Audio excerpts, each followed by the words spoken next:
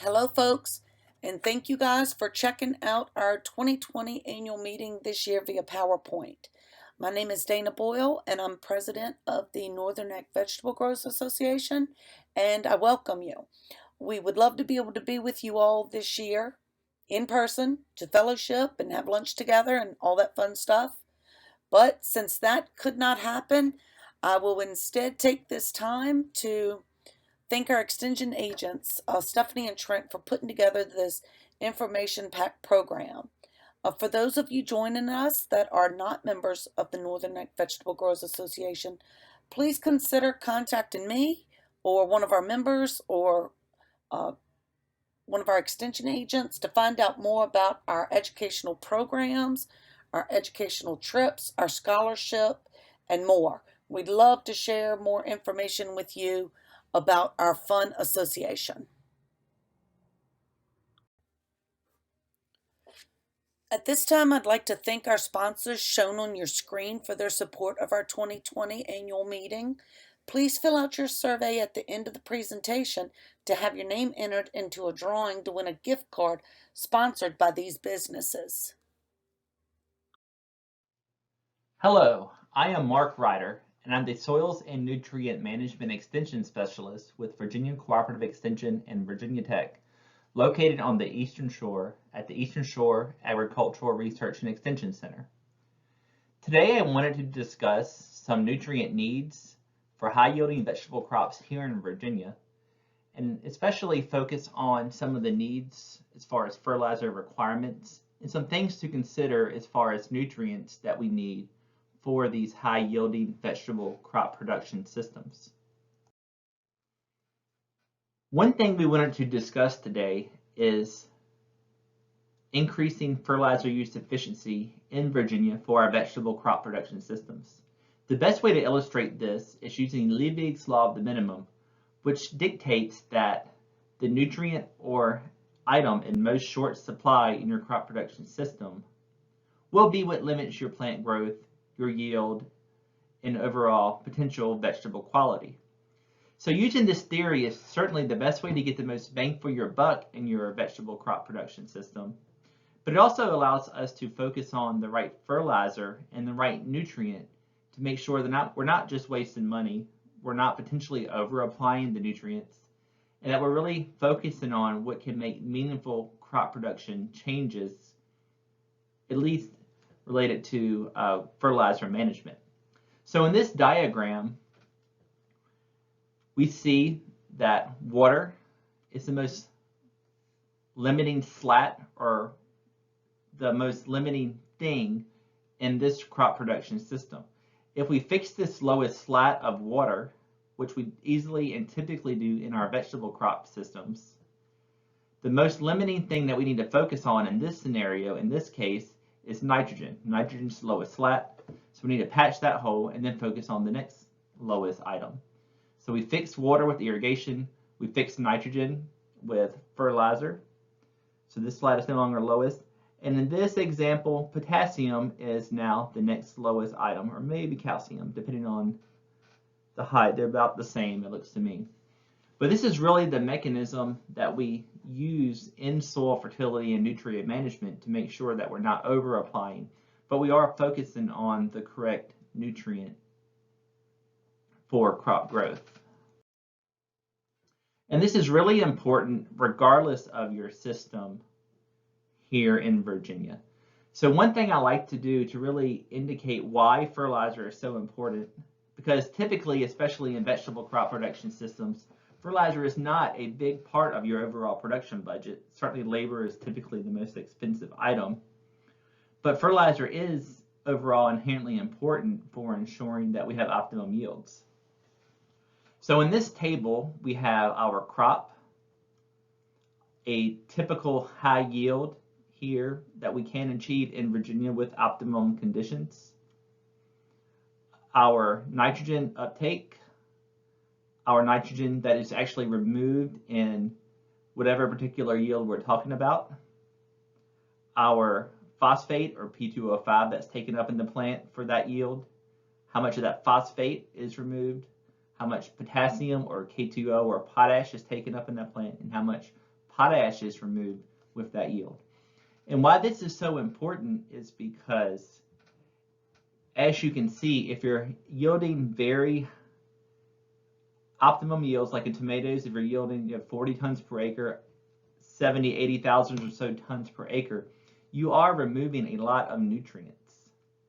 So for instance, a 40-ton tomato yield would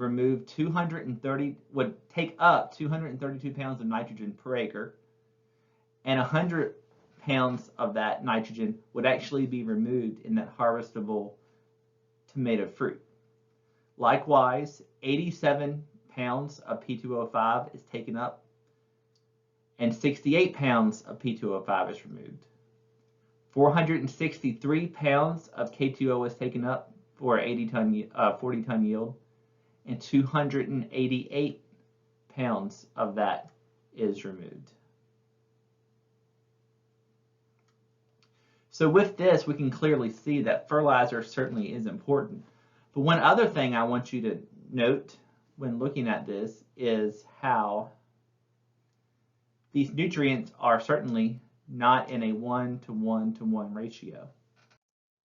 So what I mean by that is, if you look at nutrients that are removed with harvest and that we might want to simply replace with fertilizer, that for every 1 pound of P2O5 that is removed, we have removed 1.5 pounds of nitrogen and 4.2 pounds of potash per acre. And this is specifically looking at tomatoes. So the reason I bring this up is that, let's say you're using a common fertilizer like a 10-10-10 or say a 20-20-20. If you're looking to simply replace nutrients that you have removed with this fresh market tomato crop of 40 tons per acre, that is not the appropriate fertilizer to use, because we have removed a different ratio. We have not removed a 1-1-1 ratio. We have actually removed a 1.5-1-4.2 ratio. So about a 1.5-1-4 ratio, meaning that we need a lot more potassium to be replaced in that system to keep it equal, which cannot be achieved using a 1-to-1-to-1 ratio. So what will happen over time is, if you are using these, say, 10-10-10 or 20-20-20 and applying them on a potassium or a K basis, you're actually over applying phosphorus, which certainly may not hurt anything as far as yields or fruit quality, but you are ultimately wasting money and increasing your soil test phosphorus above concentrations that you really need to. So one thing we like to do to really get a handle from the extension side of things for our overall soil fertility needs is to look at these soil test summaries that have been averaged through the many samples sent through Virginia Tech over a time period. So what I have displayed on the screen now is a northern coastal plain, which would include, say, the Middle Peninsula and Northern Neck areas, the coastal plain region of Virginia, over the years 2018 through 2020 so far. And what we have found is that overall, we are pretty typical to the rest of the coastal plain areas of Virginia as far as needs, as far as pH, phosphorus, and potassium ratings. So looking at our soil test summaries, we're not going to cover pH today, but looking over at these commercial farm operator samples, there were over 10,000 sampled during this 3-year time. Around 35% of those need lime, which makes sense as far as our typical 3-year lime regimen that we typically see here in Virginia. And about 5% of those samples had a pH that was too high, above 7.0. So in these pHs that are too high, we certainly don't want to lime, but might also need to consider some micronutrient issues. But especially looking at these fertilizer ratios that we've talked about,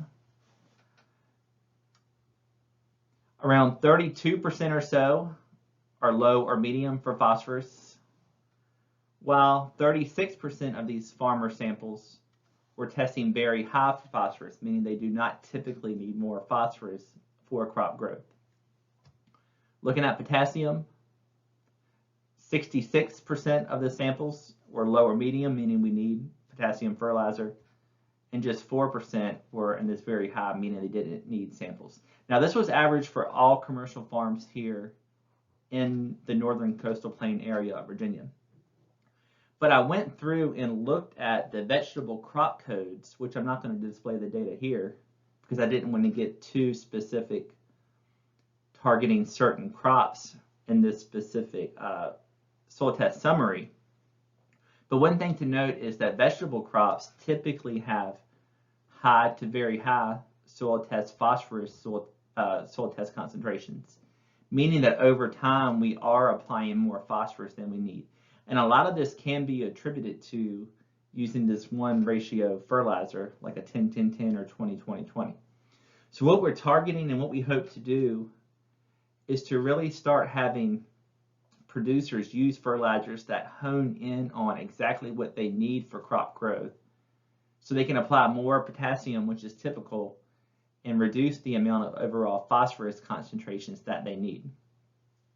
Something else to note from looking at this soil test summary is that we have no real soil test calibrations for nutrients like nitrogen or sulfur, and we don't have very refined calibrations for calcium and magnesium and so forth, which we commonly see in our soil test reports. So something else we're working towards, and something I'll show you some data today regarding, is some of these other nutrients that are not readily found on our soil test report.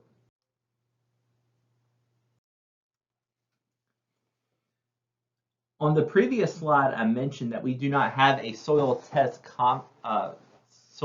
concentration recommendation per se for sulfur for many reasons, and one is historically sulfur was not needed as part of our overall soil test because we were receiving significant concentrations of sulfur deposited for free on us per year from acid rain. So certainly this was good for crop production because coincidentally we had somewhere between 15 to 20 or so pounds of sulfur per acre being deposited on us per year, which coincidentally is also around what we need for typical row crops here in Virginia, as well as vegetable crops. However, with the implementation of the Clean Air Act, since 2000 to say 2012 to 2014, we've seen a significant reduction of this free sulfur being rained down on us. And we are now seeing sulfur issues crop up in many crops across Virginia. And this is also holding true for vegetable crops. One reason we might see some sulfur issues is because, especially in the main vegetable production areas on the eastern side of the state, we're in the coastal plain where we're sandy. And with sand, of course, comes leaching potentials. And so this is a Bojack sandy loam soil profile, which is typically found in many areas across eastern Virginia, and especially here on the eastern shore. But certainly on the northern neck, we have very similar type soils where we're somewhere upwards of 65% sand or so in our upper horizon.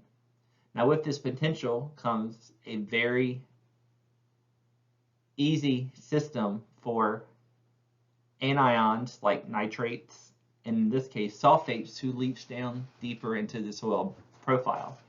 And so of course sulfur fertilizer applied one year may not be readily available to vegetable crops in the following year if we've had significant rainfall potential. One thing we've discussed throughout extension talks in Virginia, and as we demonstrated in 2016 at the Ag Expo Site down in Dinwiddie County, as well as some expo sites around other places in Virginia, is that sulfur certainly does leach in our profile and is often caught in the heavier clay soil textures down deep, say maybe 20 to 25 inches, depending on where you are in Virginia, how deep your soil is. It may be upwards of 7 ppm in the 0 to 6 inch range, 9 ppm is, say, the 6 to 12 inch range, which is coincidentally around where 90% of our vegetable roots are located, which is not enough for crop production. But as you go deeper, sulfur concentrations can increase to 30 to 65 ppm or so, which is ample for crop production. However, as I mentioned, vegetable crops roots just don't get that deep. So certainly sulfur is something we need to consider as far as an additional nutrient, since our upper horizons are typically leached out here in the coastal plain. Now, inversely, looking at phosphorus, phosphorus does not leach typically. And so in this example, phosphorus is 76 ppm in this upper horizon in the 0 to 6, which is pretty adequate for growing most vegetable crops. Phosphorus does decrease as the soil profile goes deeper, but the roots are not getting down there anyway. And potassium, likewise, typically does not leach unless you're really sandy or you put on more than the soil can hold in this upper horizon. And in our case in this pit, we did find that potassium concentrations did increase as we went deeper. But again, vegetable crop roots are not going that deep.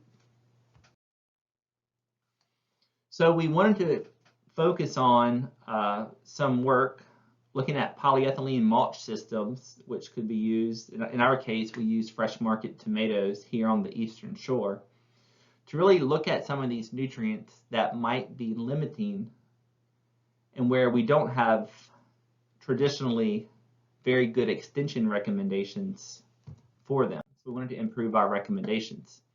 And as we develop these recommendations, as always, they'll be implemented throughout the Virginia Tech Soil Testing Program, as well as outlined in the Mid-Atlantic Commercial Vegetable Production Recommendations, which is Virginia Cooperative Extension Publication SPS-193 this year. So one thing you'll notice, one difference this year is that we have a 2020-2021 combined edition, but we are going to put out early 2021 some updates for some issues that we've seen to fix a few problems. But overall, the guide will pretty much be the same. So if you want a free copy of this, certainly navigate to our website here and you can find a free PDF version of this guide. But specifically looking at this Mid-Atlantic guide recommendations for, I'm going to use fresh market tomato as my example here.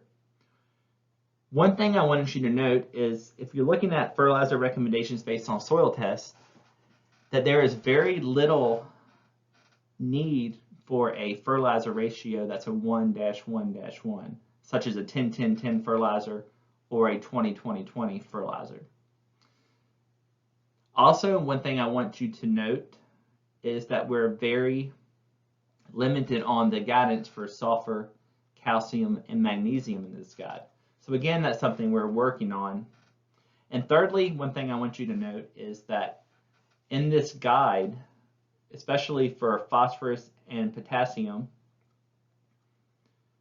we overall have a 0 recommendation here if your soils test very high.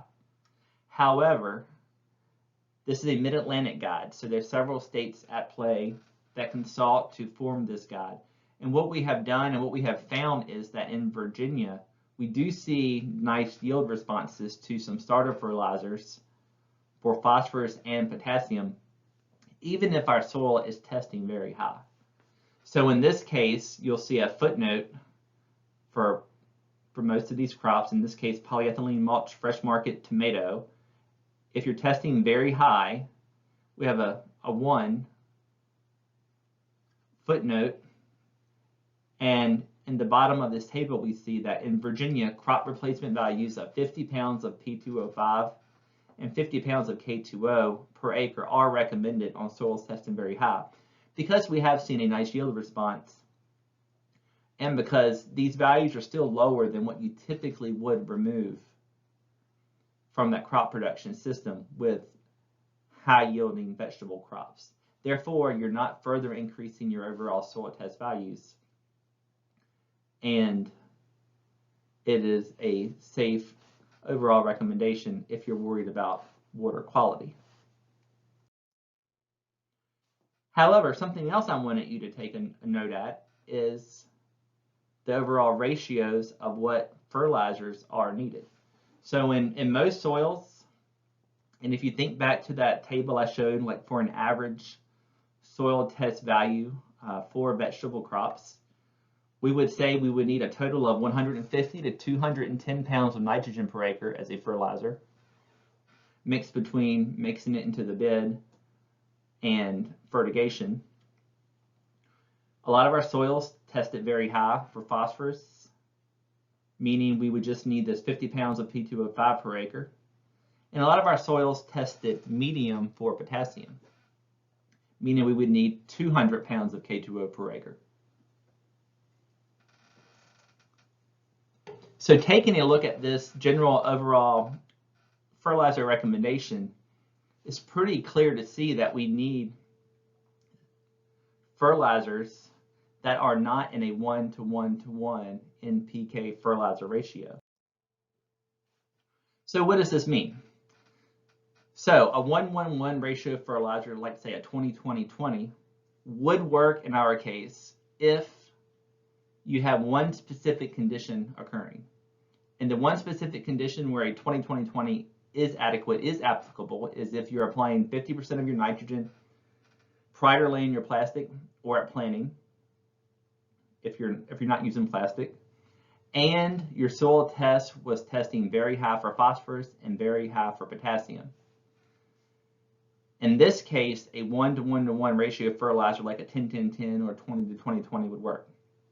If you have any other scenario in your nutrient management plan that you're working with, this 1-to-1 ratio fertilizer is no longer adequate. You need to think about some other things, about some blends or some other sources to make sure you're putting out the right amount of nutrients for your specific crop. One, so you don't limit your fertilizer applied to that crop, which can hurt yield and or quality, but also so you're not over applying and wasting money and inadvertently driving up your overall soil test values, especially for phosphorus.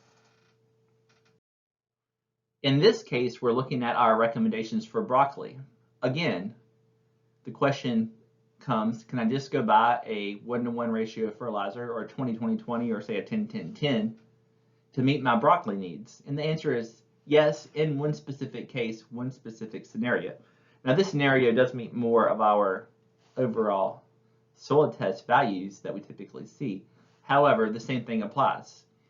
The 20-20-20 fertilizer is okay if you are applying about half of your nitrogen at planting, and your soil test was medium for phosphorus and medium for potassium. Then that 1-to-1 is okay.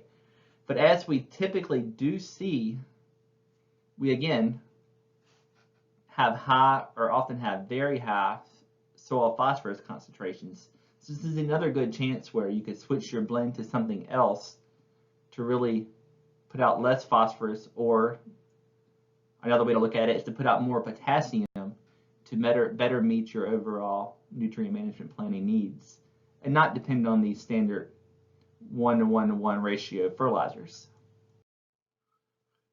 So to demonstrate a few of these different concepts we've talked about, we'll talk about a study we did here on the Eastern Shore regarding fresh market tomato production using plasticulture and looking at some different potassium as well as some sulfur additions to see how that might overall increase yields and or quality on these coastal plain sandy loam soils. So the first study here is looking at a low soil test potassium field, which needed somewhere around 240 kilograms of K2O per hectare, or to make that into English terms, about 200 pounds of potash per acre, versus a high soil test field, which only called for 112 kilograms per hectare of K2O, or about 100 pounds of K2O per acre. So again, significantly different fertilizer needs, which again lends to this concept of we need different fertilizer ratios and different fertilizer blends to really apply what the crop needs versus just what we can easily just buy off the store shelf. In addition, both of these studies had sulfur additions. This is much higher than we would recommend, but this was the fertilizer source we were testing. It was a high sulfur containing product. But nonetheless, we hopefully will see some benefits to adding sulfur to these crop production systems. So our treatment structure is pretty simple. We looked at a control that basically had no potassium, no sulfur, and it just contained nitrogen and phosphorus. We had a muriate of potash or MOP blend, which was just traditional muriate of potash or KCl fertilizer, along with some nitrogen and some sulfur. A muriate of potash blend with some additions of calcium, and then a polyhalite blend, which is a naturally occurring fertilizer material, which contained potassium, magnesium, calcium, and sulfur. And so let's not focus too much on these different products. So this study was conducted using a plastic mulch fertilizer system here on the Eastern Shore, a traditional system where we have our plastic mulch covering the bed. Prior to laying plastic, we had incorporated a cold mix, which was a 6-3-12 nitrogen, phosphate, and potash fertilizer, with also 15% sulfur and 3% magnesium is our blend. And then we also made another blend, which was our surface band, which was halfway between the drip tape and the side of the bed, which was 11% nitrogen, 4% phosphate, 7% potash, 11% sulfur, and 3% magnesium. So this was the overall fertilizer system and crop production system we were using. And what we found was that, yes, we did see some benefits to fertilizer here on the shore, of course, which we had hoped to see.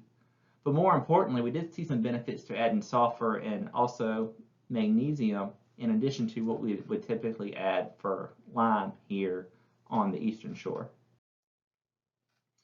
So initially, this overall was being looked at as a potassium fertilizer product, and we found that somewhere around 180 pounds of K2O or so per acre gave us our highest yields, which were somewhere between, say, 55 and 65,000 pounds of marketable tomato fruit per acre.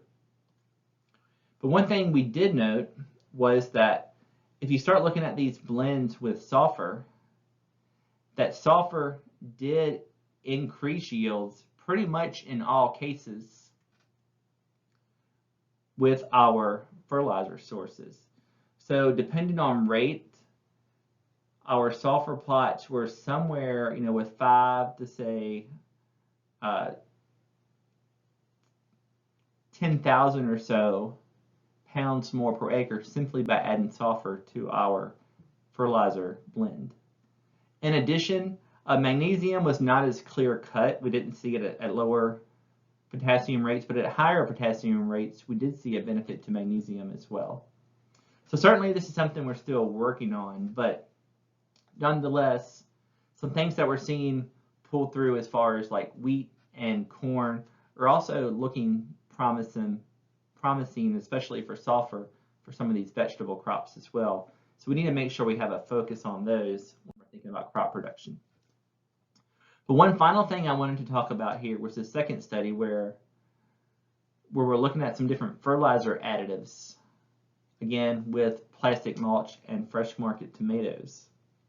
So these particular products were specifically intended to be applied in small amounts, saying that they were adequate as larger amounts of fertilizer. And this is just one thing I wanted to hit home was there really is no substitute for a good fertilizer program. That even though one product might be more efficient per se, meaning all of that product might end up in the plant, it is still key to make sure you're putting down enough nutrient to meet our crop production needs, especially for these high yielding vegetable crops. So for instance, product 1 here had about 2 pounds of nitrogen and 6.6 pounds of phosphate per acre. And product 2 had 2.6 pounds of nitrogen, 8.6 pounds of phosphate, and 0.7 pounds of sulfur per acre. And so going through all the gyration, the data analysis, looking at this particular crop, we found that, as we expected, nothing was statistically significant. So even in these crop production systems, which we did have being slightly nutrient deficient, so we could hopefully tease out some results, there was no difference by adding just very small or minuscule amounts of these macronutrients like nitrogen, phosphorus, and potassium and sulfur, because we didn't put out enough to really make a meaningful difference.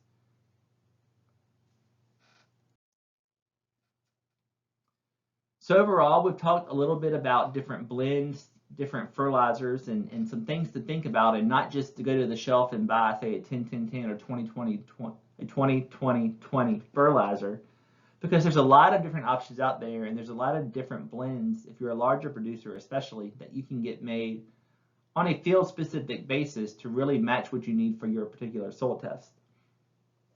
So coincidentally, earlier this year in 2020, when we were first quarantined, I sat down and I made some new publications that really focused on some of the most common fertilizer sources that we do have here available to us in Virginia, to really showcase all the different choices that we could use for our different fertilizer blends, whether it's a liquid or a dry granular product. So again, to find this publication, you can go to your favorite search engine and query VCE for Virginia Cooperative Extension publication. And in this case, this is a pub that focuses on common macro fertilizers like nitrogen, phosphorus, and potassium. And this is pub SPES-199NP.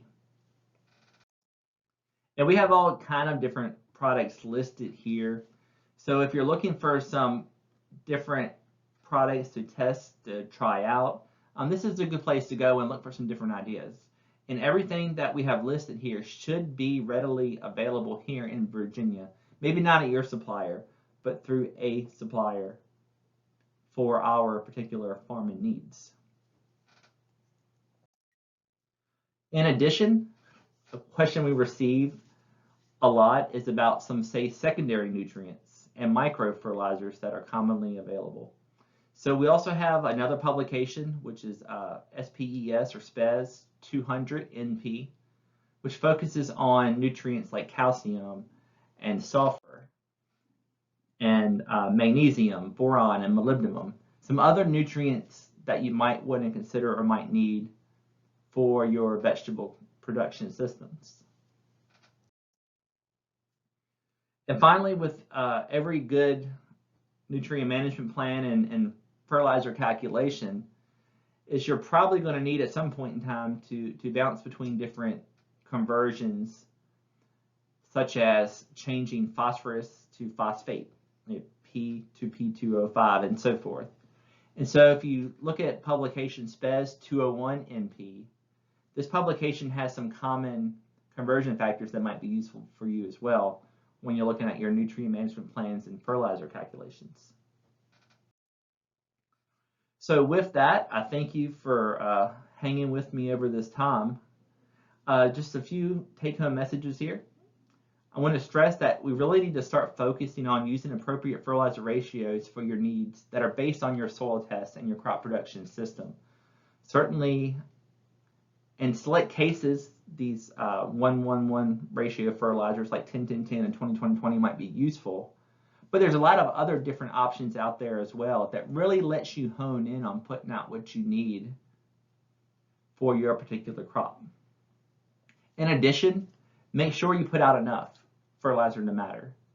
We need so much nitrogen, so much sulfur, and so forth to make the amino acids, to build the proteins, to make our fruit that we sell to market. So certainly, physiologically, you need that nutrient to make it happen.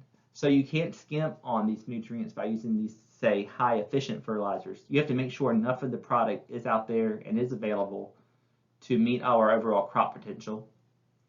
And finally, one thing we're working on, and I just want y'all to be aware of, is that we need to develop and further develop these magnesium, sulfur, calcium recommendations for vegetable crops, and we are working on it. So with that, if you start seeing some chlorosis or yellowing in the top of your crop plants, certainly make sure that sulfur is included in your system somewhere. Somewhere upwards of, depending on your crop production system, your soil, how much that plant can retrieve from soil organic matter as it cycles and so forth, you might need to add, say, 15 to 50 pounds of sulfur per acre. It really is dependent on your particular system. But nonetheless, it's something we need to be cognizant about and to think about when growing crops. So as always, feel free to call me with or email me with information. Email your local or call your local extension agent as well, and they can reach out to me or help you find the best solution, especially regarding fertilizer for your particular system. Also, if you're interested in, say, Facebook, you can certainly follow our page here on the Eastern Shore, at the Eastern Shore AREC, as from time to time we post some things that might be informative to producers here in Virginia, especially as they relate to vegetable crops. And finally, I just want to point out the extension publication for soil test boxes and soil test information forms. We've changed those a little bit over the past few years, and now certainly make sure you're using a form with email so you can get your results more quickly. So with that, I thank you for your time. I look forward to hearing from you as far as questions, and go Hokies. Please take a moment to complete the brief survey linked below. Your responses will give us a better understanding of how we are doing and how we may better serve your needs in the future. To access the survey, you may scan the QR code on the left using your smartphone's camera or QR code scanning app, or enter the link on the right into your internet browser. Those who complete the survey have the opportunity to enter a raffle for the chance to win a Visa gift card provided by our generous sponsors. Thank you.